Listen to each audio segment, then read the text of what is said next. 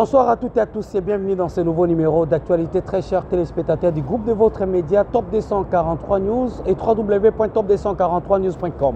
Nous sommes en direct de Kinshasa. Pour ce soir, vous allez découvrir sur votre groupe média Top 243 Télévision la question d'actualité sur la révision constitutionnelle, la restitution des prises de parole par Félix Tshisekedi aux tribunes des Nations Unies lors des 79e Assemblée générale des Nations Unies, dont le président Félix Tshisekedi avait invité la communauté internationale à condamner l'agression de la République démocratique du Congo par le Rwanda, mais également à la question d'état de siège ainsi que la prise de parole ou la prise de position par les cardinals métropolitains archevêques de Kinshasa, Fridolin Ambongo sur l'antenne de nos confrères de France 24 sera également au menu des points de presse par le premier vice-président de l'Assemblée nationale, Isaac Jean-Claude Tshilumba, ici en direct au niveau de l'Assemblée nationale. Nous allons vous laisser suivre cet échange entre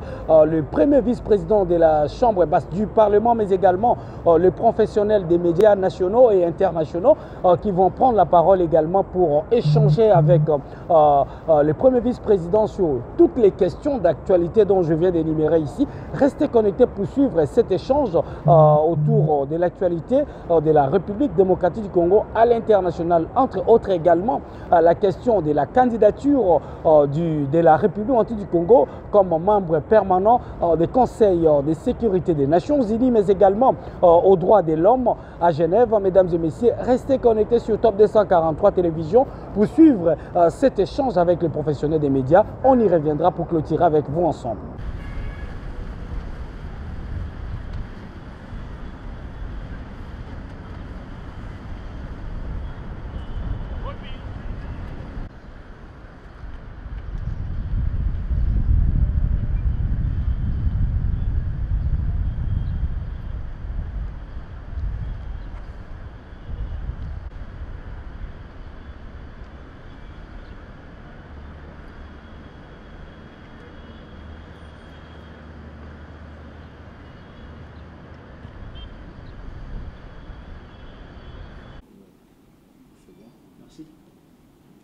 Voilà.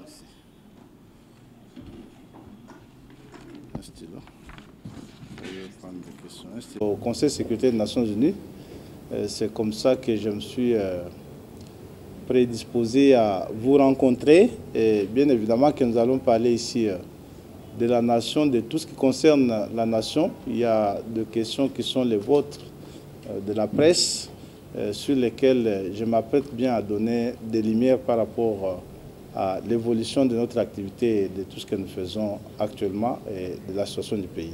Merci beaucoup. Je reste à votre entière disposition.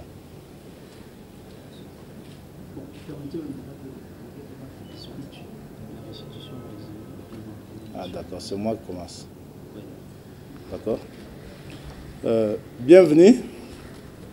Je demandais à vous rencontrer sur demande de la plupart d'entre vous sur des questions très précises qui m'avaient été posées, en commençant par le discours du chef de l'État à la tribune des Nations Unies, et qu'il y a aussi parmi vous des personnes qui ont été intéressées à connaître l'évolution de la situation de l'état de siège après la plénière un peu mouvementée que nous avons eue ici, compte tenu de réclamations de certains élus à propos de la levée, l'allègement ou la suspension de l'état de siège. Je crois que c'est une question que nous avons eu à aborder avec certains d'entre vous. Il y a aussi des questions qui m'ont été posées, notamment sur la sortie de Monseigneur le Cardinal à propos de la qualification du Congo de Feldstadt, c'est-à-dire un État failli. Et vous avez souhaité qu'on donne certaines lumières là-dessus. Je pense qu'ici, en commençant par le discours de Son Excellence, Monsieur le Président de la République à New York, Tout ce qui nous a réjouis dans cette mission dans laquelle nous avons accompagné le chef de l'État, c'est de voir qu'il s'est agi d'un chef d'un Congo totalement transformé. Vous pouvez le remarquer comme chevalier de la plume ici, spécialiste de la communication, que depuis quelques années, avant bien évidemment l'arrivée du président Tshisekedi, souvent lorsque le Congo parlait aux Nations Unies, c'était dans une salle vide. Et parce que là, vous avez souvent posé la question de retomber de la diplomatie agissante, c'était dans une salle vide, une salle où l'on pouvait à peine remarquer un groupe de la délégation qui conduisait le chef de l'État. C'était vraiment, pour le dire, un État boycotté, un État qui n'était plus écouté à travers le monde. Ce discours a apporté ça comme nouveauté. Nous avons été en face d'un chef de l'État sûr du pays qu'il dirige depuis bientôt 6 ans, ce pays qui fait son grand retour sur la scène internationale, parce que là, vous avez vu que non seulement que la salle était pleine et pleine des étrangers occidentaux, orientaux, africains et tous ces gens que vous connaissez, mais aussi que ce n'étaient pas des gens immobiles, c'était des gens qui applaudissaient frénétiquement à chaque séquence, parce que là, ils ont vu un Congo qui est revenu avec des propositions sur table. À cette occasion, comme vous l'avez bien suivi, le chef de l'État a eu l'opportunité de reformuler la revendication, la demande qui a toujours été celle des États africains de se voir représentés au Conseil de sécurité des Nations Unies avec un siège, et que vous avez vu que l'évolution récente des positions occidentales parlait plutôt d'un siège sans droit de veto, qui était tout simplement un siège permanent, et donc une catégorie qui n'était ni celle des membres permanents actuels, ni celle des membres non permanents, mais d'un permanent qui, lui, n'avait pas voix au chapitre et droit de décider. Et dans la formulation du chef de l'État, il est allé beaucoup plus loin, non seulement qu'il demande ce siège avec tous les pouvoirs possibles reconnus aux membres permanents du Conseil de sécurité, mais aussi c'est qu'il est allé à la demande de 2 sièges. Et là, l'on comprend qu'il y a 5 ans, il y a 10 ans, c'est ce Congo qui n'avait pas d'ambition pour de telles responsabilités au plan international, il faut le dire ici. Et lorsqu'on parlait d'un siège pour l'Afrique, nous pouvions l'imaginer ailleurs, en Afrique du Sud, au Nigeria. Maintenant, c'est un Congo qui s'y prête, qui dit « je suis prêt », qui veut aussi participer à cette charge internationale qui est celle de siéger au Conseil de sécurité des Nations Unies. Et c'est aussi à ce niveau-là, parce que le président non seulement a rappelé que nous étions candidats au Conseil de sécurité comme membres non permanents sur les 10 non permanents, recommandés et soutenus par l'Union africaine et la SADC, mais aussi qu'il a rappelé que par 2 fois, le Congo a assumé cette charge avec beaucoup de responsabilités. Comme vous le savez, la toute dernière fois, c'était en 1991, avec la crise du Koweït. Le Congo a pu accéder à ce poste de membre non permanent du Conseil de sécurité, et que le leadership du Congo, alors Zaïre, ne jamais oublié dans les couloirs des Nations Unies. Et il est plus que temps pour un pays qui revient de l'inertie, qui revient de l'anesthésie, comme nous l'avons été il y a quelques années, que l'on reprenne notre place dans l'arène internationale, et ajouter à cela le besoin que nous devons effectivement siéger comme membre permanent à côté de notre 2e pays. Je ne sais pas quel sera le critère, peut-être francophone, anglophone, mais tout ça ne nous importe pas plus. Ce qui compte ici, c'est que c'est un Congo qui, cette fois-là aussi, a sa face à présenter. Voilà un peu l'essentiel de cette mission qui a été assurée avec beaucoup d'efficacité. En même temps, le chef a présenté un carnet, un cahier de charges sur la table des nations qui se sont retrouvées à New York en ce qui concerne les investissements, y présentant également les évolutions récemment connues dans notre pays, notamment les réformes de loi sur diverses questions, plus précisément dans le domaine des investissements, et en démontrant qu'il s'agissait là d'un Congo ouvert à tout le monde, parce que contrairement à ce que les gens ont tendance à nous faire croire, c'est que nous sommes dans une sorte d'alignement comme de par le passé à l'époque de la guerre froide. Non. Désormais, nous sommes un pays souverain. Nous pouvons collaborer avec tous les États et tous les régimes politiques, sauf des régimes fascistes, bien sûr, mais toutes les démocraties qui se prêtent à investir au Congo avec les ressortissants, nous sommes désormais prêts à le faire. Et ce qui est important, c'est de voir que l'intérêt est de plus en plus grandissant pour ce pays. C'est bien évidemment parce que là, nous avons deux responsables, nous avons un chef qui endosse son costume comme il se doit et qui sait vendre le Congo à sa hauteur. C'était la Chine, après c'était New York, c'était des rendez-vous interminables et finalement Budapest, où ça a été encore un franc succès de réalisation diplomatique. Voilà un point sur lequel je voulais qu'on échange parce qu'il y a eu beaucoup de préoccupations. Et il y a la question de l'état de siège. Comme vous l'avez constaté ici, l'état de siège a été décrété depuis bientôt 5 ans. C'était pour permettre à notre armée de se mouvoir afin de pouvoir mettre fin à la crise qui perdure dans l'est du pays depuis bientôt 30 ans et que nous avons assisté à des débats, bien évidemment ici, qui sont des débats démocratiques entre les honorables députés qui pensent qu'il faut désormais lever l'état de siège et ceux qui pensent qu'il faut le maintenir. Mais ici, ce qui convient d'être noté, c'est que l'état de siège, d'abord comme mesure exceptionnelle prise par le président de la République, relève d'une compétence qui est différente de celle d'un simple président de la République. C'est une compétence du chef de l'État définie par notre Constitution comme garant de l'indépendance de la nation, garant de la souveraineté nationale et arbitre du bon fonctionnement des institutions.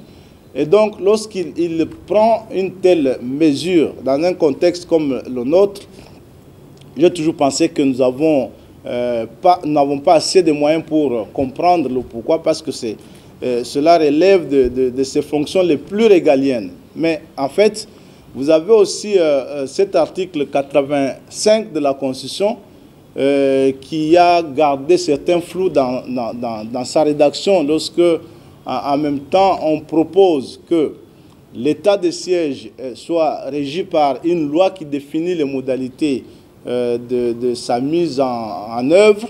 Et cette loi, nous ne l'avons pas encore jusqu'à aujourd'hui, il faut le noter. Et qu'en même temps, l'Assemblée nationale et le Sénat avaient plutôt adopté une loi de prorogation qui devrait faire l'objet de renouvellement chaque 15 jours, qui n'est pas clairement ici noté dans la Constitution, parce qu'en ce qui concerne l'état de siège, la Constitution ne parle que de 2 lois. La première est celle qui organise les modalités de mise en œuvre. La deuxième possibilité d'avoir la loi, c'est celle qui vise la possibilité que l'Assemblée mette fin à l'état de siège par une loi. Tout cela n'a pas été le cas, mais nous sommes du moins devant ce débat, qui est une réalité que nous devrions aborder avec toute responsabilité. Ce qui est sûr ici, c'est que nous rappelons toujours aux uns et aux autres que la question qui touche l'état de siège aujourd'hui en RDC, c'est une question qui touche fondamentalement la sensibilité stratégique des opérations militaires sur terrain et qu'il n'est pas aisé, lorsque les honorables députés souhaitent le débat, il n'est pas aisé d'amener une telle question devant les caméras pour pouvoir débattre. Mais il n'est pas interdit, par exemple, pour notre Assemblée où nous avons une commission défense et sécurité, il n'est pas interdit que par le truchement de cette commission, que l'Assemblée puisse s'enquérir de l'évolution des choses au niveau du gouvernement, pourquoi pas du chef de l'État, pour en savoir un peu plus. Mais ce qui est important ici, c'est de dire ou de répondre parfois aux questions qui sont posées. L'état de siège a échoué. Moi, je sais que depuis que cette guerre a commencé en 1996, et chaque fois qu'elle éclate, c'est au bout de 3-4 jours, que la ville de Goma tombe, que la ville de Bukavu tombe. C'est pour la toute première fois que ça fait 3 ans que ces individus se battent pour tenter d'atteindre ces deux grandes villes du pays. Je crois qu'il y a de quoi reconnaître en cet état de siège des vertus qui ont permis que notre armée fasse son travail, et que c'est cette armée aussi qu'on attaque tant, qu'on vilipende tant, alors que pour la première fois nous avons vu qu'elle se bat, comme je l'ai dit ici, depuis 3 ans. Elle n'a pas cédé les grandes villes, bien que nous déplorions le fait que cette crise, cette guerre barbare perdure. Donc nous pensons que c'est une question qui doit être discutée en tenant compte de responsabilités constitutionnelles dévolues à chaque institution, en commençant par le chef de l'État, l'Assemblée, mais aussi le gouvernement de la République qui est chargé de la mise en œuvre de la politique nationale qui est codéfinie ici avec le chef de l'État. C'est dans cette perspective que vous avez constaté, par exemple, qu'il y a eu des positions, mais au finish, nous en tenons à ce que le règlement prévoit, parce que là, c'est le vote démocratique qui a eu lieu. Il y a eu une motion qui a été soumise au vote dans les conditions que prévoit notre Constitution, et que la motion a été admise, ainsi nous l'avons appliquée comme il se devait. Donc il n'y a eu aucune offense contre l'institution suprême de notre pays, qui est la Constitution. Nous l'avons respectée à la lettre. Il ne s'est pas posé de problème là-dessus. C'est la deuxième problématique sur laquelle nous avions convenu d'échanger ici. Et aussi, vous avez posé des questions sur l'intervention du cardinal sur France 24. France 24, là où il aurait souligné que l'État congolais était un État au bord du gouffre, que c'était un failed state, un État failli. Et bon, ça c'est l'opinion d'un citoyen congolais. Et il a son baromètre, il a son unité avec lequel il mesure l'état de l'État au Congo dans les circonstances qui sont les nôtres. Ce que moi je sais, c'est que la situation est plus ou moins particulièrement différente, et elle est d'autant plus différente de tout ce que nous avons vécu dans ce pays depuis 30 ans. Parce que moi j'ai passé toute ma scolarité en train de prendre en charge les enseignants, ce qui n'est plus le cas aujourd'hui. Nous avons généralisé la gratuité de l'enseignement, et que c'est un système qui va s'améliorant. On ne peut pas comparer l'État d'aujourd'hui à l'État que nous avons vécu il y a 30 ans dans ce pays. Moi, je vous parle ici, je suis un professeur d'université. Vous êtes de spécialistes de la communication. Je vous mets au défi, par exemple. Vous pouvez aller à l'université. Vous constaterez que moi, comme professeur d'université, j'ai accès gratuit aux soins de santé dans tous les grands hôpitaux de ce pays ici. Ça ne se limite pas à moi. C'est à mon épouse, c'est à mes enfants. Ça n'a jamais été vécu dans ce pays ici. Et qu'on dise qu'au moment où cela se réalise dans ce pays, et que nous soyons le seul pays en Afrique à vivre une telle expérience qui n'existe nulle part ailleurs, qu'on dise que le pays est au bout du gouffre, on n'y comprend plus rien. C'est là que moi j'ai dit, il s'agit d'apprécier, de voir quels sont les baromètres utilisés pour apprécier les chaos que le cardinal décrit tant dans ses speeches, et souvent à l'étranger, ce qui est intriguant du reste. Moi je sais aussi que dans ce pays, nous sommes nés ici, je vois pour la première fois la route, une route asphaltée, une route moderne, en train de traverser ma province, qui n'a jamais connu cela dans son histoire, et que c'est des réalités qu'on voit à Uvira vers Bukavu, c'est des réalités qu'on voit à Lusambu, qu'on voit à Kalemi, qu'on voit à Kamina, une province de Olomami souvent abandonnée à son triste sort, qui se voit traverser aujourd'hui par une route asphaltée pour la première fois de notre existence, et qu'on puisse dire, écoutez, c'est un État failli, ça ne peut qu'être intriguant.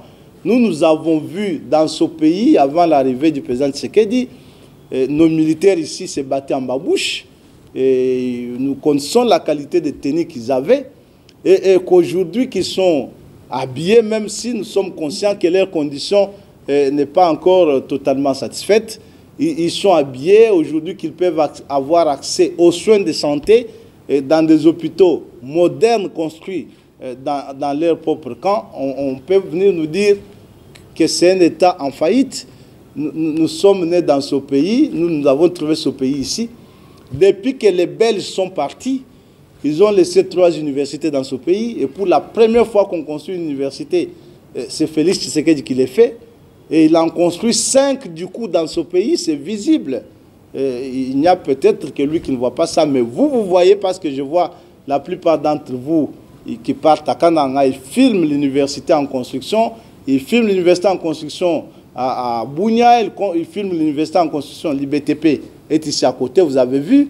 Et l'UPEN, depuis que cet établissement d'enseignement supérieur a été construit, n'a jamais connu une couche de peinture. Et ça a été reconstruit, retapé. Aujourd'hui, c'est une université qui vit. Et lorsque vous allez à l'université de Kinshasa, pour la première fois depuis que les Belges sont partis, la voirie de l'université a été refaite et des conditions minimales de travail sont en train de se rétablir. Et moi, je vois un pays qui renaît de cendres. Un pays que le président Tshisekedi a trouvé dans un état de coma.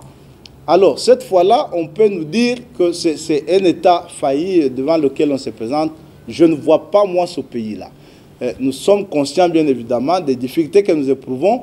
La guerre qui nous est imposée et que nous la tenons depuis 3 ans avec responsabilité seule, il faut le noter, parce que la MONUSCO vous a dit qu'elle ne se battait pas, elle n'avait pas de moyens, alors que depuis que nous voyons cette guerre-là, chaque fois qu'on y a résisté, c'est grâce à la MONUSCO.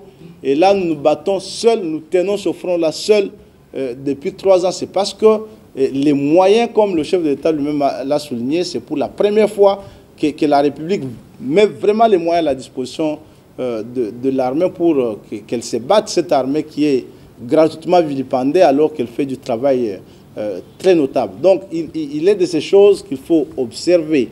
Qu'il s'agisse du domaine des libertés, et il faut le constater, de plus en plus dans ce pays, il n'y a pas de manifestations chaque jour comme on les vivait autrefois, alors que c'est libéré. Cette fois-là, on ne descend plus les gens dans la rue comme on l'a fait un certain 19 septembre à l'occasion de rien. On a tué dans cette ville plusieurs milliers de personnes. On ne le fait pas. Les libertés ont été effectivement libérées. Les Congolais peuvent s'exprimer. Et vous, de la presse, vous le savez, vous pouvez le noter, le souligner et le dire aux gens avec beaucoup de responsabilité. Voilà un peu des questions qui nous préoccupent ce jour. Il y a d'autres débats certainement que vous aurez à évoquer, que nous allons aborder face à face. On n'a pas à se camoufler là-dessus. Nous sommes entre nous Congolais, nous allons nous parler en des termes beaucoup plus clairs et donner toutes les lumières qu'il faut sur toutes ces questions-là. Merci beaucoup. Au premier vice-président de l'Assemblée nationale. Autre question d'actualité, je suis dans les questions d'actualité, du moins dans la question d'actualité, c'est la question de la révision constitutionnelle en République démocratique du Congo. D'actualité sur la table du bureau de l'Assemblée nationale, si oui, pourquoi réviser la Constitution? Quels articles peuvent faire l'objet de cette révision constitutionnelle, puisque la question fait son chemin? Sur la révision constitutionnelle, moi je ne suis pas de cette nature fétichiste. Moi je ne veux pas qu'on fétichise les choses. La Constitution, elle reste une loi, elle est la loi fondamentale, certes. Et depuis qu'elle a été adoptée, elle a connu des révisions. Et je peux vous surprendre parce que parfois vous faites semblant qu'elle a connu des révisions même dans sa version la plus radicale, parce que l'article 220 a été modifié en 2011. Lorsque, par exemple, on a inséré la possibilité que le gouverneur de province soit révoqué par le chef de l'État, alors que dans sa version primaire, il était convenu que le gouverneur de province est élu et révoqué par l'Assemblée provinciale, et c'était un pouvoir exclusif de la province. Et lorsque vous lisez le dernier alinéa de l'article 220, on y précise exactement qu'il ne sera pas procédé à une quelconque modification qui toucherait les pouvoirs de province et des entités territoriales décentralisées. Ça a été fait. Alors, ce n'est pas pour autant dire que moi je suis ici pour être un chantre de la révision servile de la Constitution. Je m'imagine qu'il est toujours un droit pour un peuple de s'arrêter à un moment donné, de se dire si ces institutions sont en bon point. Moi je sais, tout ce que je vois, c'est que cette Constitution a été obtenue. Nous étions, nous tous ici, déjà vivants. Moi, j'étais en terminale à l'université. C'était par une sorte de bargaining de la classe politique. Lorsque je dis bargaining, je ne vois pas la négociation. Je vois une sorte de marchandage qui a été mené au sein de la classe politique pour obtenir cette constitution. D'abord, elle a été négociée par deux belligérants. Et depuis lors, le RCD ne s'y reconnaît plus parce qu'il a repris les armes depuis longtemps sous d'autres facettes de M23 et consorts, ce qui signifie que le compromis qui avait donné lieu à cette constitution a volé en éclats. Depuis lors, une grande partie de ce qu'on appelait alors la composante gouvernement de Kinshasa ne s'y retrouve plus parce qu'ils ont carrément rejoint le M23 pour se battre armes à main. Mais lorsqu'on parle des lois, nous, moi j'ai cet avantage d'être un juriste, publiciste, d'être un politicologue. Je réfléchis en deux. Les lois doivent avoir leurs assises. Premièrement, c'est que nous avons ce qu'on appelle les sources de droit dans un pays, mais nous avons aussi ce qu'on appelle les facteurs de droit. Les facteurs de droit, c'est les motivations qui amènent un peuple à se choisir une légalité donnée.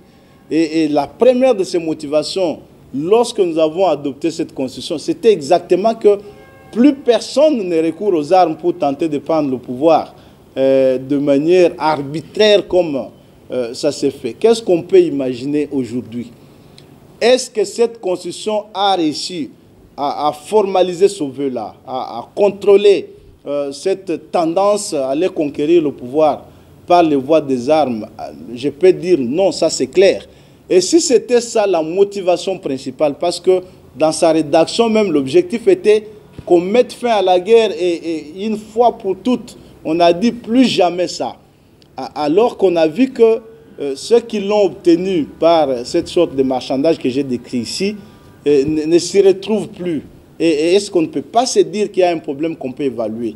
Je dis que je ne suis pas partisan ici du discours, on révise ou on ne révise pas, mais on peut analyser que chaque fois que les institutions fonctionnent, nous avons assisté à des débats tragiques parce que chaque acte que le président de la République a posé dans l'exercice de ses compétences a été contesté. Les décisions des juges sont contestées alors que c'est de cette constitution que les juges tirent leur pouvoir, y compris les juges suprêmes comme la Cour constitutionnelle, comme la Cour de cassation. Mais lorsqu'ils ont rendu qu'il s'agisse en matière électorale, on a contesté. Tous les résultats des élections, depuis que la Constitution est entrée en vigueur, ont été contestés. C'est pour vous dire qu'en clair, il y a de plus en plus cette poussée de pensée dans le peuple, la nation, qui dit que la Constitution ne sécurise plus le vouloir être collectif que nous avons mis ensemble. Ça, c'est une réflexion. Moi, je ne suis pas partisan d'un camp ou de l'autre. Lorsque ce débat nous sera déposé sur table, nous allons l'aborder avec responsabilité. Est-ce que lorsque, par exemple, par 2 reprises ou 3 reprises, on a vu la Cour constitutionnelle censurer les arrêts de la Cour de cassation ici ou du Conseil d'État, est-ce tout ça, ça ne peut pas être interrogé pour nous dire qu'il y a des choses qui doivent être adaptées à la réalité lorsque le chef de l'État, dans l'exercice de ses compétences lui dévolues par la Constitution, il décrète l'état de siège. Nous avons assisté à une crise ici lorsque le Parlement a voulu bien se donner le pouvoir de censurer les actes du chef de l'État en cette matière-là. La nomination des juges, ça fait l'objet de contestations. Mais ce qui est bon dans une démocratie, c'est que l'on accepterait qu'il y ait ces contestations-là, et que lorsqu'on va devant les juges et que les juges se sont prononcés, on s'incline. Mais là, nous sommes en face d'une réalité que soit on a des contestations, et même lorsque le juge tente de résoudre ces contestations, on s'oppose. Ça signifie que les écrits de la Constitution tels que nous les avons formulés en 2006 ne font plus autorité. Moi, je crois qu'il y a un débat à avoir là-dessus. Lorsque vous lisez cette Constitution ici, vous avez vu qu'elle a été révisée en 2011 et qu'en 2011, l'article, je crois, 218 a reconnu au chef de l'État la possibilité d'appeler le peuple au référendum. Mais si vous pensez que le chef de l'État a droit d'appeler le peuple au référendum et que si quelqu'un met un point de vue sur la révision constitutionnelle, vous dites qu'il a péché, donc vous le qualifiez de tous les noms d'oiseaux. Mais cette révision remet à quoi? C'est parce qu'on imagine qu'à un moment donné, les lois peuvent tomber dans la désuétude ou dans la caducité et qu'on ne pouvait pas rester cloisonné dans une situation où personne n'a l'initiative. Le constituant dérivé a dû se faire l'idée qu'il fallait qu'il y ait quand même dans la nation quelqu'un qui a l'initiative de pouvoir soit réviser ou faire réviser la Constitution ou la faire changer en soumettant la question à l'approbation du peuple. Et ça, ce n'est pas, à ce que je sache, Félix Tshisekedi qui l'a fait, c'est une Constitution qu'il a trouvée avec ces modifications-là. Il va sans dire que si aujourd'hui il y a un débat de cette nature sur la modification, les changements de la Constitution, c'est un débat démocratique pour autant que l'on n'arrive pas à nous dire quel est ce précepte légal ou constitutionnel qui l'interdit farouchement. Donc là, il faut qu'on ait le courage de regarder les choses de cette manière-là et de les apprécier objectivement, que de rester cloisonné dans l'idée. Bon, écoutez, on ne modifie pas la Constitution. OK, on ne modifie pas la Constitution. Le président de la République a nommé les juges à la Cour constitutionnelle conformément à la Constitution. On a contesté. On ne modifie pas la Constitution. La CENI publie les résultats. On conteste. On ne modifie pas la Constitution. Le chef de l'État décrète l'état d'urgence. On conteste. On ne modifie Finalement, nous tous, nous sommes à peu près d'accord qu'on n'applique pas la Constitution, on ne veut pas l'appliquer, mais on ne la modifie pas. C'est ça des problèmes pour lesquels un peuple qui veut aller de l'avant doit avoir le courage de se regarder dans les yeux et dire qu'il faut décider. Moi, je ne suis pas un extrémiste pour dire que ceci est absolument bon et ce qu'on dit de l'autre côté est totalement faux. Mais je pense que pour autant qu'aujourd'hui, il y a des gens qui estiment et qui ont handicapé pratiquement 2 mandats d'un président de la République élu en prenant les armes pour tenter de conquérir le pouvoir militairement en occupant 2 territoires alors que c'est ce que cette Constitution avait voulu primordialement interdire. Il y a déjà un débat qui s'ouvre, il faut l'aborder avec responsabilité. Moi, je crois que c'est ça mon point de vue. D'empêcher un Congolais de réfléchir. Vous avez parlé du CG Kabouya qui a réfléchi. Je crois qu'il n'y a pas une position de l'IDPS qui a été donnée. C'est vous qui devenez dictateur lorsque vous refusez qu'un citoyen congolais réfléchisse. Il peut réfléchir. Moi aussi avec vous, je réfléchis. On va bien évidemment se poser des questions autour de l'efficacité de la Constitution elle-même et surtout de comment elle rencontre les vœux de ceux qui, à Sun City, ont dit qu'ils voulaient bien conjurer les affres du passé, plus précisément cette guerre qui ne se termine pas, alors qu'aujourd'hui on voit que c'est cette même guerre qui continue et les mêmes acteurs qui ont consigné ça dans la Constitution s'y retrouvent, c'est qu'ils n'ont plus foi probablement dans cette Constitution, qui ne leur fait plus peur parce qu'elle interdit, plus précisément à son article 64, alinéa 1er, elle interdit cette attitude et les rédacteurs eux-mêmes se retrouvent maintenant armes à main en train de se battre. Est-ce qu'il n'est pas là l'occasion de s'interroger sur ce qui en reste encore? Voilà, moi je lance aussi une façon de réflexion parce que vous avez posé cette question, d'ailleurs à laquelle je ne m'attendais pas parce que les points que j'avais pensé discuter avec vous étaient annoncés avant, mais vous l'avez souligné, je crois qu'il faut en parler. C'est là que je parle d'un problème de responsabilité. Responsabilité, pourquoi? Parce que nous sommes dans des hypocrisies. Lorsque la Cour constitutionnelle rend un arrêt et qu'on vous dit que ces arrêts sont rendus en dernier ressort, et vous contestez cet arrêt-là, qu'est-ce qui en reste?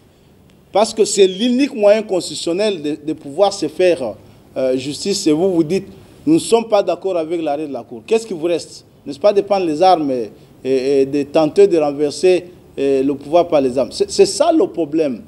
De plus en plus, la sacralité de la Constitution, nous le voyons, ne plus sérieusement prise en considération dans la classe politique et même dans l'opinion. Il est temps de penser comment redorer cet éclat du texte fondamental, de notre loi fondamentale. C'est ça même l'assise juridique de la République. Si tout ce que l'on fait maintenant en fonction de la Constitution est contesté, c'est là que je me pose des questions s'il n'est pas temps de réfléchir sur l'ensemble du texte pour voir qu'est-ce qui en reste et voir comment nous pouvons réfléchir. Il y a ici la question qu'on m'a posée de... C'est quoi, Alain? Par rapport à ce que Monseigneur le cardinal a dit. Moi, je chéris les libertés. J'aime que les gens parlent. J'aime que les gens s'expriment. Et si vous observez bien, le pouvoir du président Tshisekedi laisse les gens parler. Vous parlez tellement jusqu'au-delà de vos libertés, jusqu'au-delà de vos droits. Ça, au moins, c'est ce qui est exceptionnel. Et beaucoup de gens, moi, j'ai rencontré de frères africains récemment à Malabo qui s'étonnaient du degré de liberté au Congo. Ils s'étonnaient, ils disaient, c'est pas possible. Même les Français même n'ont pas fait ça. Qu'un pays, tout le monde soit autant libre de parler de ce qu'il veut, de vie des gens, de femmes des gens, de comme il veut, parce que tout simplement, on a choisi de servir le pays comme président, on a choisi de servir le pays comme député. Nos vies privées ne comptent plus. Et ça, c'est très intéressant. Maintenant, lorsque vous donnez l'exemple de l'Assemblée nationale qui bloque le procureur, moi, je voulais vous renvoyer cette balle. Parce que, avant que moi je n'arrive ici, l'Assemblée nationale a été saisie par l'office du procureur sur plusieurs cas d'autorisation de poursuites contre certains responsables d'État, soit pour leur gestion ou pour autre chose, et que chaque fois que le procureur s'est présenté devant cette assemblée pour demander l'autorisation de poursuite, l'assemblée a donné. Et quelle est la suite qui a été réservée à ces résolutions de l'assemblée? Moi, je ne dis pas que parce que l'assemblée a autorisé, il faut absolument que le procureur poursuive jusqu'au bout parce que c'est facultatif. Il a le pouvoir d'appréciation. Encore qu'il y a deux phases dans cette gymnastique. Lorsqu'il s'agit des ministres, le procureur vient ici demander l'autorisation de poursuite. Ce n'est pas contrairement à ce que j'entends souvent, la levée des immunités. L'immunité ne s'élève pas. Il vient demander l'autorisation de poursuite. Il va instruire, après s'il estime devoir saisir la cour, il vient demander l'autorisation de poursuite. Et les procureurs ont toujours obtenu ça. Nous, lorsque nous sommes arrivés ici, je dois noter, que toutes les initiatives de contrôle parlementaire ont été libérées.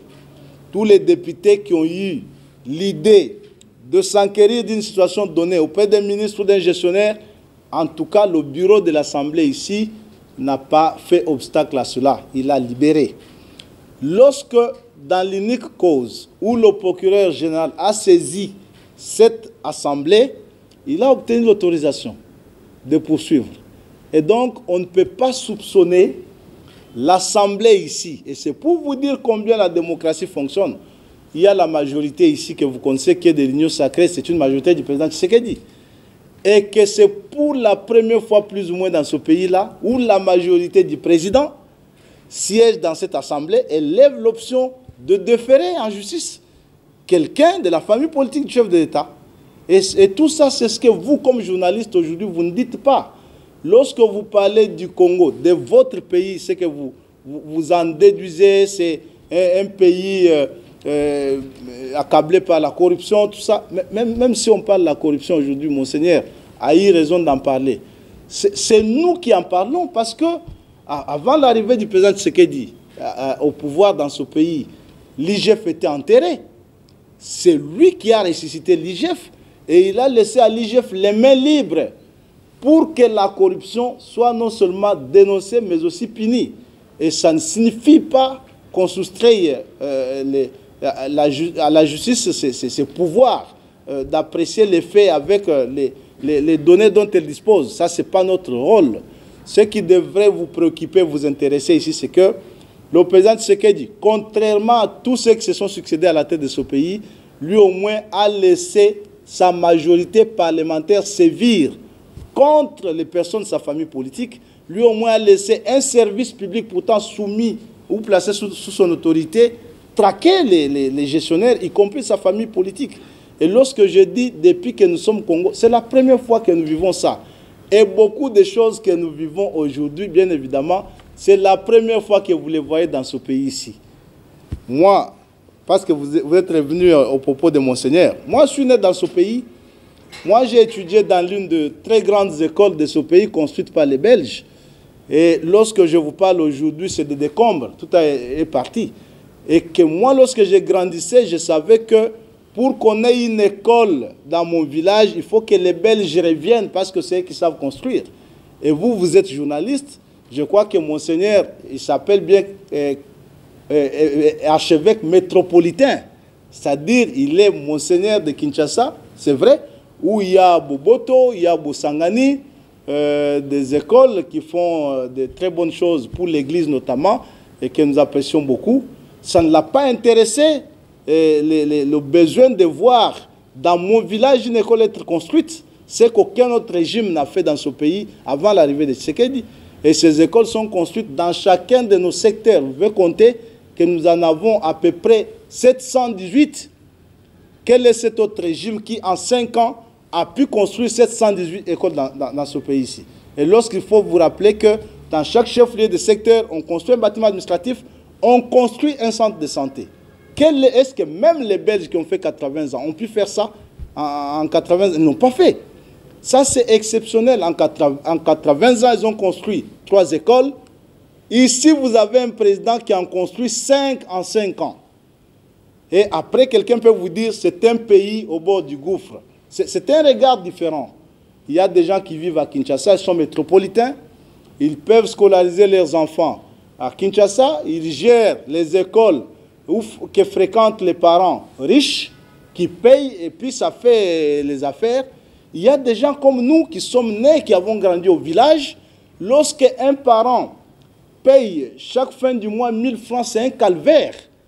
Et que les 5000 francs, lorsqu'on les distribue aux enseignants, c'est à peine 3000 francs qu'un enseignant obtenait comme part de la contribution ponctuelle des parents.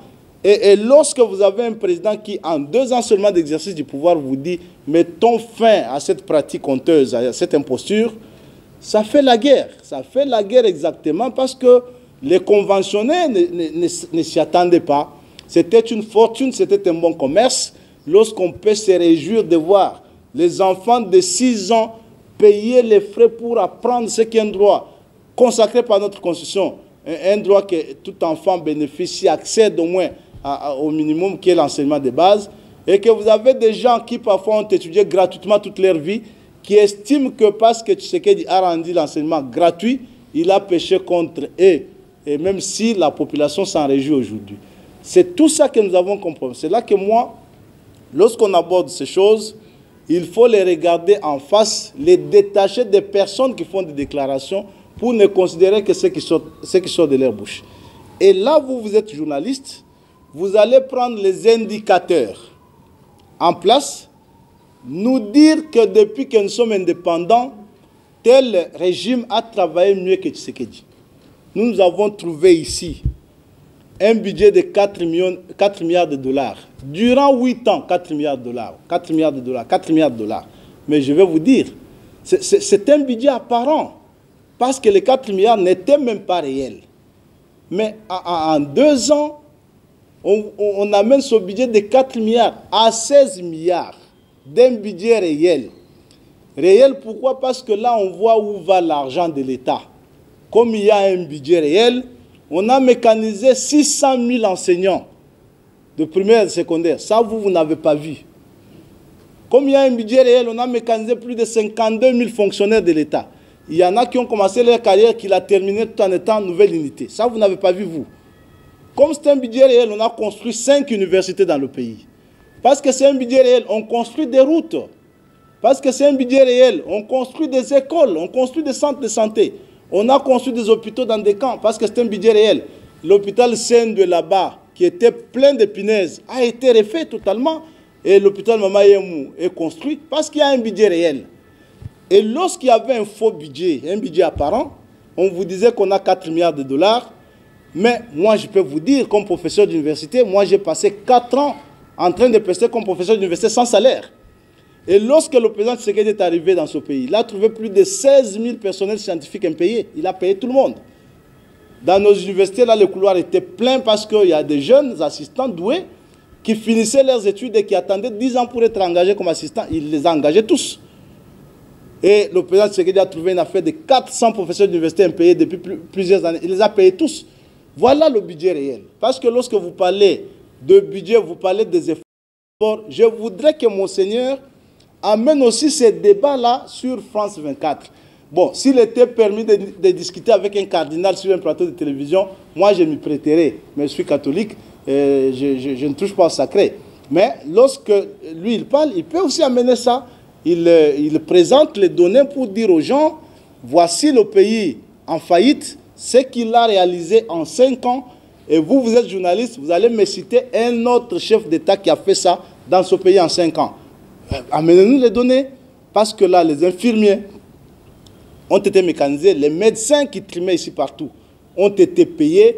Il y a eu même 43 000 personnes de santé du coup mécanisées, ce qui était impossible. On a tant vanté le cadre macroéconomique ici. Mais le cadre macroéconomique, lorsqu'il est mis en place, juste parce que l'obsession c'est de stabiliser la monnaie et que ça ne bénéficie pas au social de la population, il sert à quoi? Quelqu'un a posé la question, c'était hier.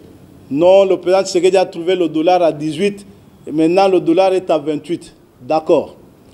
Mais moi, je peux vous dire, par exemple, que le premier ministre du cadre macroéconomique de ce pays, Matata, lorsqu'il est arrivé ici, il a trouvé le dollar à 35. En quittant, il a laissé le dollar à 18. Maintenant, si vous comparez, qui a maîtrisé l'inflation par rapport à l'autre? C'est nous aujourd'hui ou c'est lui qui non seulement n'a pas maîtrisé comme nous, mais lui maîtrisait parce qu'il avait gelé les ventres des gens. Personne n'était payé. Moi, j'étais à l'université. Moi, j'ai fait comme chef de travaux 5 ans. Impayé. Maintenant, vous avez un budget qui est une assiette commune. Lorsque l'argent entre, vous avez un président qui dit qu'il faut régler les pommes du peuple. Mécaniser ceux qui ne touchent pas leur salaire parce qu'ils travaillent. Construisez les écoles et ça, vous les voyez. On ne vous raconte pas des histoires. Et ces écoles sont construites dans tout le pays. Et moi, je peux vous donner un exemple ici. Je suis un fils du Kassai central. Durant les 18 ans du président Kabila, 18 ans, si je t'amène dans le Kassai central, je te demande, montre-moi une couche de peinture appliquée sur un bâtiment pendant 18 ans, tu ne me montreras pas. À combien plus forte raison un pont? Lorsque en 5 ans, c'est ce président qui importe 300 ponts. En 5 ans. Ce que les Belges n'ont pas fait en 80 ans. Est-ce que vous pouvez me citer un autre régime qui a dans ce pays-ci réalisé 300 ponts pour qu'on parle d'un pays au bord du gouffre? Aujourd'hui, lorsque nous parlons, les tracteurs traversent les brousses de Lusambo pour ouvrir des routes asphaltées. Et les gens peuvent désormais ressentir la présence de l'État. La route, elle passe, elle est partie d'ici, elle va déjà dans le Kassai, elle est en train de passer, elle va traverser Kabinda Lubao vers Kindu, asphaltée. Et tel que nous parlons là, la route elle est en route Mouendut vers Kamina, asphaltée. Et tout ça, moi je ne vois pas des éléments qu'on peut comparer avec un quelconque régime qui nous a précédés. Parce que j'ai entendu quelqu'un qui a dit, même si on parle de la révision de la Constitution, comment on va réviser la Constitution pour un pouvoir qui n'a rien fait. Alors il faut qu'il vienne ici me donner l'exemple d'un pouvoir qui a fait mieux que le président Tshisekedi. Et vous avez posé la question du nombre de mandats. Moi j'imagine. C'est pourquoi j'ai dit qu'il ne faut pas fétichiser ces choses-là. Parce que nous voulons une république démocratique, nous avons intérêt à ce que le pouvoir lui-même travaille dans des conditions de réaliser les vœux du peuple.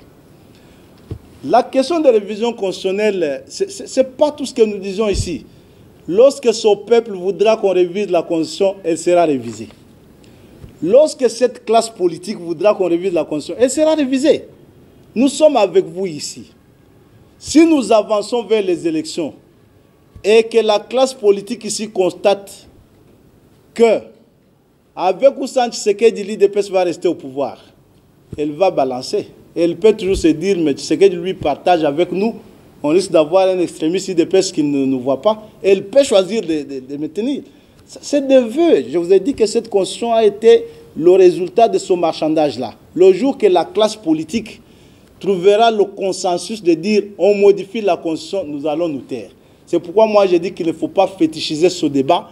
Il faut le prendre comme un débat normal dans une démocratie. En ce qui concerne la question que Marcel a posée, la MONUSCO. Non, moi ce que j'ai dit mais vient de la MONUSCO. C'est le premier citoyen de cette institution-là, Antonio Guterres, qui a dit que le M23 avait des moyens sophistiqués que la MONUSCO n'avait pas, et la raison qui justifiait que la MONUSCO n'intervienne pas. Il ne faut pas voler à notre armée ses victoires. C'est ça qui est malhonnête et injuste. Notre armée s'est bat, elle s'est battue depuis ces 3 ans, elle a contenu les agresseurs. Il ne faut pas voler à notre armée ses victoires. Parce que la MONUSCO, ce qu'on sait, c'est qu'elle a des moyens. Si elle avait besoin d'intervenir dans cette guerre-là, il n'y aurait même pas guerre. Parce qu'on l'a vu comment, lorsque ces gens-là arrivent à proximité de ces camps, on a vu comment la MONUSCO se comporte. Et quand bien même elle le ferait, c'est d'un devoir, parce que nous sommes membres des Nations Unies, il convient que cette politique de 2 poids 2 mesures cesse à un moment donné. Nous, ce que nous voyons, c'est que ce que vous voyez, vous êtes désormais en face des militaires congolais habillés comme des militaires. Ça, vous n'avez pas vu. Je ne connais pas votre âge, mais je ne pense pas que depuis que vous êtes né, vous avez vu un militaire congolais habillé de cette façon-là. Ici, au moins, vous les voyez habillés de cette façon-là. Vous les voyez protégés, vous les voyez armés. Vous voyez les hôpitaux construits dans des camps militaires et des hôpitaux de grande facture. Bien évidemment, on ne les a pas encore réalisés partout, mais je crois que le travail a été fait, qui n'est pas un travail comparable. Et donc, ici, il faut reconnaître à notre armée ses victoires, parce que lorsqu'il y a des défaites, vous dites l'armée ne fait rien, l'armée ne fait pas. Ça fait 3 ans, je dis bien, c'est pour la première fois que ces hommes du Rwanda, lorsqu'ils viennent au Congo, ils totalisent 3 ans sans prendre Goma, sans prendre Bukavu. C'est pour la première fois. Chaque fois qu'ils sont venus avec l'AFDEL, ils ont fait dans quelques jours. Lorsqu'ils sont venus avec le RCD, ils l'ont fait dans 2 jours. Lorsqu'ils sont venus avec CNDP, ils l'ont fait en une journée. Avec M23, ils l'ont fait en une journée. Ça fait 3 ans. Ça fait 3 ans, donc il y a une armée qui se bat. Il y a un commandant suprême qui s'organise, qui s'est organisé, qui a donné des moyens à cette armée.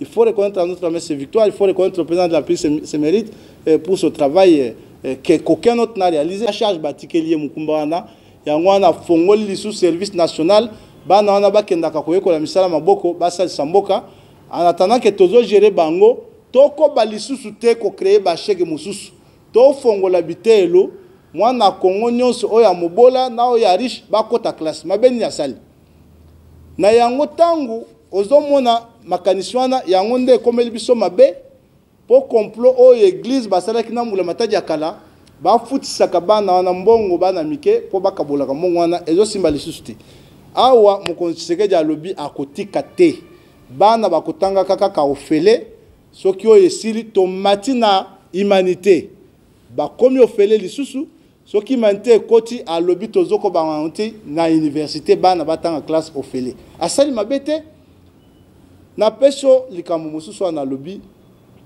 ndenge mboka ezokende faillite ndenge monseigneur alobi biso tokoli na biso tant tozokola to bana kozela kaka ba belge bakozonga bakolonize biso mokolo nini po batongela biso ba école biso rêve na biso zakawana to bana kansaka ke ba école wana po etongama il faut kaka ba belge bazonga biso to ba ke po batonga école zaka belge tangu ye mokonzi Tshisekedi aya la kisiteke ya kikotonga koleka ba belge po bango basali 80 ans batongi kaka ndambu ya lobité nga na 5 ans na kotonga na secteur nyonso école, centre de santé, na bâtiment administratif. Na 5 ans, yo yebi na mboko mokonzi nini asala likambo ya ndewana.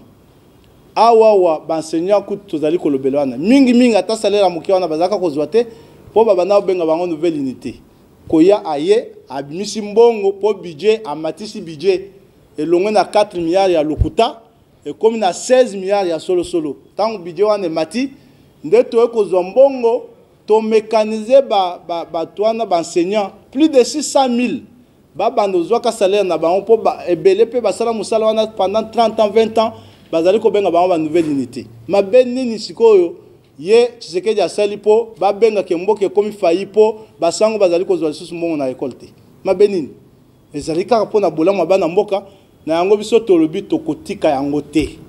Gratuité ezali ko kende na bao basali ba université privée na bango wana komi commerce so to komi na université kokoma pe ofele kaka bana batangaka po soki yo na ngai tozali awo po tokenda classe soki tokenda classe te tokape kozala kuna na matonge to na gombe kuna tosimi machette tozozukisa bato siko to continuer lisusu kosala makambo wana po bato mosusu bazolinga bazwaka na compte na bango bana bakenda na balabala tokosala yango lisusu te na yango mokano wana ekontinue mboka sikoyo o mboka wapi ekomotonga ba pont biso tosali bamboka oyo ngai esika bapona ngai député depuis na botama ti na kolabo na comme professeur à université na atikala komona point à 5 mètres te basali na mai à part ba point amike ba belge batikaka ekoya nyonso yango omoni ekomi soki moto azamba suika kuna loni bilanga na ye moyen akomisa ona kana ekokoma te po pont ezalité na 5 ans ya pamba oyo Tshisekedi asali 300 ponts ya sika euti poto ya ba français ya minene ezokende kokotaka ba ebale na biso nyonso na mboka wana ne mboka ezokende faillite oyo ba monika lelo oyo mboka bato na Kanyama Kasese mboka bato akamina province moko ekomaki enclavé ne teza ignoré ba balabala ya makadama ezotongama yo tikala omone lokwana na mboka banda obotama mbala liboso tozomona ngo boye biso tokutaka ba soda bazoke bituma na mapapa Tshisekedi alatisi bango na ba hôpital etongami na bakan ezoko bakotongama po ba soda bazala bien babunda aw makambo mosusu balobi ya état de siège balobi esali lokote yango na lobi banda bitumba wana ebanda na 96 soko bato wana babandi kaka bitumba lobi bazwi Goma lobi kuna bazwi Bukavu mbala liboso bazobunda mbula misatu yango oyo bazwa Goma bazokoka te mpona nini po Tshisekedi alatisi basoda abongisi moyen na bango nano ebongi penza bien te mais azokende kobongisaka a dépenser pe mbongo ebele na armée bino siko bozali ba journaliste botalela biso na répertoire mboko boyebisa ngai président nini na mboko oyo asala makambo oyo président Tshisekedi asali na 5 ans potolo bakemboka eza état failli président nini donc ozomona keza ba propos moko toki ko benga ngo na lopoto sentimentaux ezali ba propos objectif te donc biso tozali wana soki ezalaka ke ba permetaka débat na monseigneur tokai ko salango mais monseigneur azali pasteur na biso azana droit koloba biso devoir na biso ezali pe ya koyanola bana mboka bayeba ke liloba oyo ezaki na nzela te oyo ezaki na nzela te moke nazaki nango ya koloba na likamwana ya mwana. Merci beaucoup. Le bureau de l'Assemblée nationale est issu de la majorité parlementaire qui est la majorité du président de la République. Dans l'étude classique de régime politique, lorsque nous avons un système comme le nôtre ici, il est soit semi-parlementaire, soit semi-présidentiel. Peut-être qu'on n'en parle pas tellement. Le système congolais n'est pas semi-parlementaire, il est semi-présidentiel. Pourquoi il est semi-présidentiel? Parce que ici chez nous, le président de la République codéfinit la politique de la nation avec le gouvernement. Et le gouvernement l'applique. Ce qui est différent avec la France. En France, on vous dit le gouvernement définit la politique de la nation, il l'applique. Ça signifie quoi? Le gouvernement peut dire au président, bon, yo vanda na kanayo, moi je dirige le pays sans toi. C'est ça qu'on appelle cohabitation. Notre constitution n'a pas permis ça. Il n'y a pas de cohabitation dans notre constitution. C'est pour vous dire que le régime est semi-présidentiel. À tout prix, le Parlement, qu'il soit majorité présidentielle du côté du président ou une majorité opposée au président, Chez nous au Congo, le Parlement est obligé de faire avec le président de la République parce qu'ils doivent avoir la même politique nationale. Voilà l'intelligence qui a été inscrite dans cette constitution-là. Si vous regardez bien chez nous, en France, on va vous dire que le Conseil des ministres est dirigé par le président de la République. En son absence, il est suppléé par le Premier ministre. De droit. Hein? Mais chez nous, ce n'est pas comme ça. Le Conseil des ministres est dirigé par le président de la République. Point. Celui-ci peut déléguer. Donc le président peut déléguer ce pouvoir à la Premier ministre. C'est son pouvoir à lui seul. C'est différent de la France. Donc, majorité autorisée en Assemblée, et majorité, il y a le président Tshisekedi.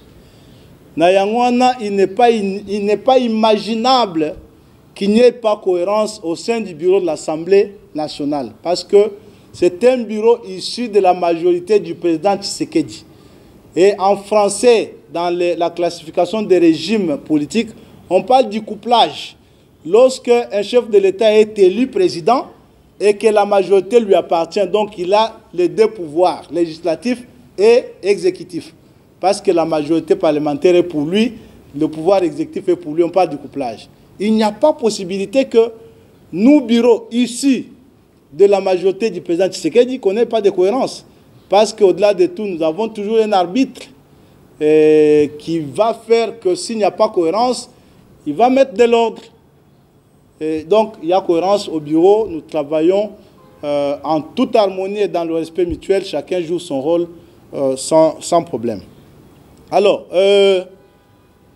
la presse sur le contrôle parlementaire. Moi, je vous ai dit que depuis que nous sommes là, aucune initiative du contrôle parlementaire n'a été étouffée. À peine nous sommes installés, nous avons été saisis par la justice, le procureur général.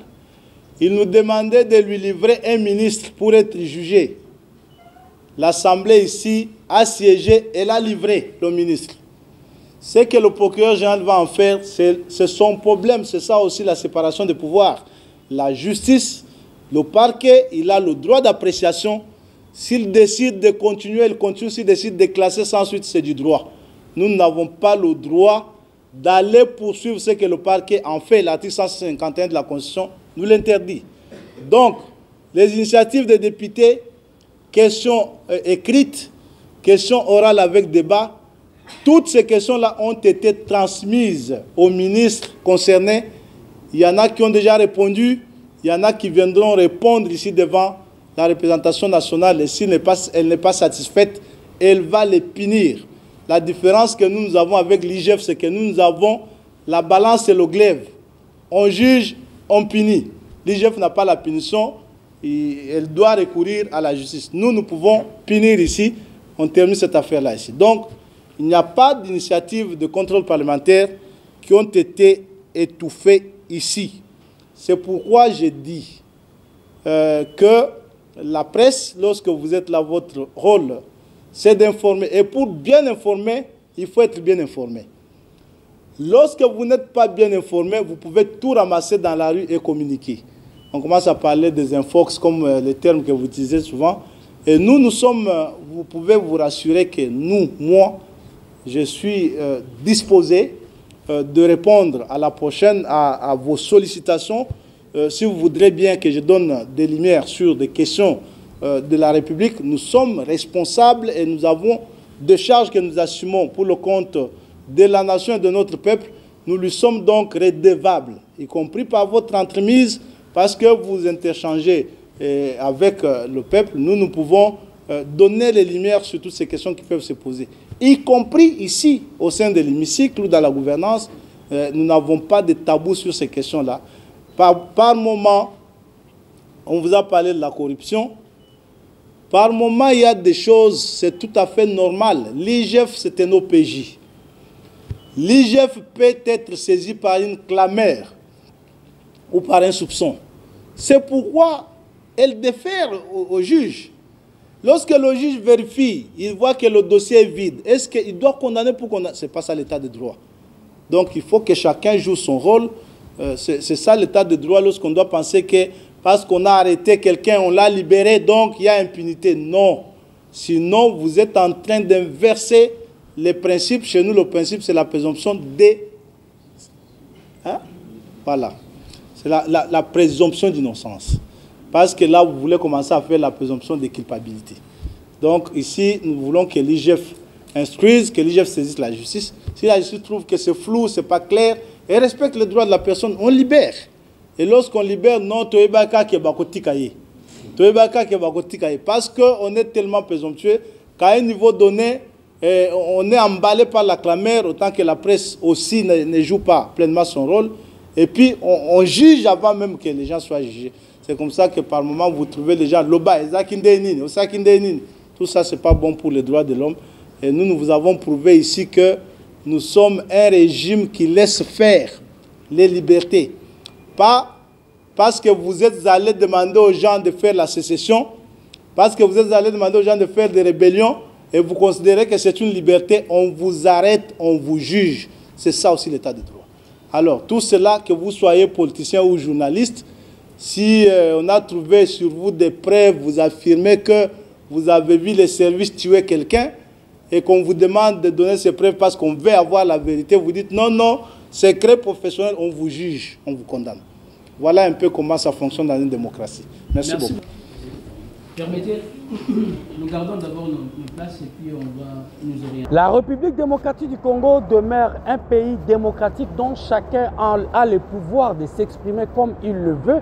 Telle est l'expression du premier président de la Chambre basse du Parlement, professeur Isaac Jean-Claude Tshilumbai, autour des questions d'actualité dont il a animé une conférence de presse pour ce vendredi, mesdames et messieurs, 4 octobre 2024 ici au bureau, à son cabinet de travail au Palais du Peuple. Vous avez également eu le temps de suivre J'ai des questions-réponses autour des questions d'actualité sur la révision constitutionnelle, les propos du cardinal Fridolin Ambongo au siège sur l'antenne de France 24, mais également la question d'état des sièges, la question des gratuités de l'enseignement, les œuvres du président Félix Tshisekedi pendant son premier quinquennat, également autour de ses deuxièmes quinquennats. Vous avez eu le temps de suivre cet point de presse avec les professionnels des médias nationaux et internationaux autour de la question sur la République démocratique du Congo. Merci pour votre attention. Restez connectés, à nous revoir dans un nouveau numéro d'actualité dans le groupe de votre média.